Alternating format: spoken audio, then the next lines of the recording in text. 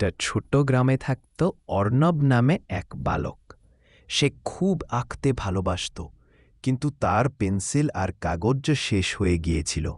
একদিন স্কুল থেকে ফেরার পথে সে রাস্তার পাশে একটা পুরনো কলম পেল। কলমটার গায়ে লেখা ছিল, মন দিয়ে যা চাও সেটাই আঁকো।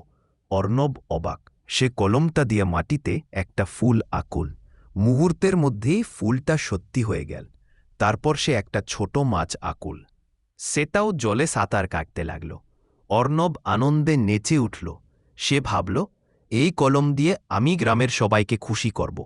কেউ চাইছে ঘর, কেউ চাইছে গাছ। অর্ণব সবাইকে জাদুর কলমে সাহায্য করতে লাগল। কিন্তু একদিন এক লোভী লোক এসে বলল, এই কলমটা আমাকে দে, আমি এর সাহায্যে ধনরত্ন আঁকব। অর্ণব রাজি হল না। লোকটা জোর করে কলমটা কেড়ে নিল। যেই সোনার পাহাড় আঁকুল, পাহাড়টা ধসে পড়ল। লোকটা পালিয়ে গেল। অর্ণব কলমটা তুলো,